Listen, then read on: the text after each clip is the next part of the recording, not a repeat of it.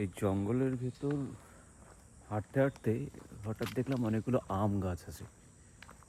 দেখাই, এই যে আম গাছগুলো, তো প্রচুর আমের মুকুল ধরেছে। রাস্তার মধ্যে দেখছি দু একটা পড়ে আছে,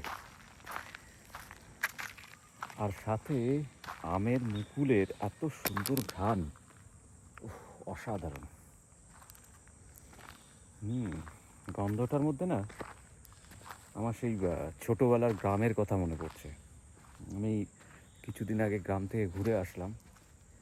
তো ব্যাপারটা যেটা হয় যে মানুষের ওই যে প্রথম অভিজ্ঞতা বা প্রথম অনুভূতিগুলো যে জায়গা থেকে শুরু হয়, সেটার সাথে না সে সারা জীবন সে যেখানেই যাক না কেন, সে অনেক বড় জায়গায় পৌঁছাক বা অনেক খারাপ জায়গায় পৌঁছাক বা ছোট জায়গায় পৌঁছাক বা ভালো জায়গায়, যে জায়গায় পৌঁছাক না কেন, বা সে স্বর্গে যাক বা নরকে যাক, যেখানেই যাক না কেন, জাস্ট মানে ব্যাখ্যা করার জন্য বললাম, তো সে সবসময় তার ওই ছোটোবেলার যে অভিজ্ঞতা তার সঙ্গে না মিলিয়ে দেখে।